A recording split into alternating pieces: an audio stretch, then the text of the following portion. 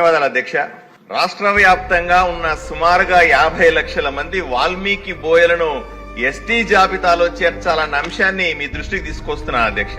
దేశవ్యాప్తంగా ఉన్న వాల్మీకులు ఉత్తర భారతదేశంలో ఎస్సీలుగాను, దక్షిణ భారతదేశంలో ఎస్టీలుగాను ఉన్నారు. మన పక్క రాష్ట్రమైన కర్ణాటకలో కూడా వాళ్ళు ఎస్టీలే. స్వాతంత్రం వచ్చిన తర్వాత 1947లో స్వాతంత్రం వస్తే 1956వ సంవత్సరం వరకు కూడా సుమారుగా 9 సంవత్సరాల పాటు ఎస్టీలుగానే ఉన్న వాల్మీకుల్ని 1956లో అకారణంగా ఏ కారణము చూపించకుండా రాత్రికి రాత్రి వాళ్ళని బీసీలుగా మార్చారు అధ్యక్ష. రాష్ట్రంలో కూడా ప్రాంతీయ విభేదాలున్నాయి. ఉత్తరాంధ్ర గోదావరి జిల్లాల వరకు కూడా వాల్మీకులంతా ఎస్టీలుగా ఉంటే విజయవాడ నుంచి రాయలసీమ ప్రాంతంలో అత్యధికంగా ఉన్నటువంటి వాల్మీకులందరూ కూడా బీసీలుగా పరిగణించబడతా ఉన్నారు. సుమారుగా 60 సంవత్సరాలుగా ఈ పోరాటం జరుగుతా ఉంది.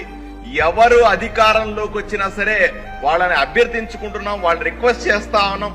ఎన్నికల ముందు హామీలు, ఎన్నికల తర్వాత ఏదో ఒక తూతూ మంత్రంగా ప్రతిపాదన అశాస్త్రీయంగా కేంద్రానికి పంపించడం, అక్కడ ఒప్పుకోకుండా వెనక్కి రావడం జరుగుతుంది తప్ప న్యాయం జరగట్లేదు.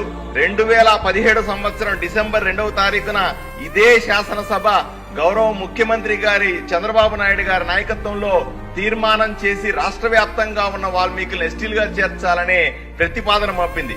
గత ప్రభుత్వం కూడా అశాస్త్రీయంగా పంపడం వల్ల ఈ పని జరగలేదు. ఇప్పుడు డబుల్ ఇంజన్ సర్కార్ ఉంది. నరేంద్ర మోదీ ప్రభుత్వం ఈ రోజు ఈ సమస్యను పరిష్కరించడానికి సిద్ధంగా ఉంది అధ్యక్ష.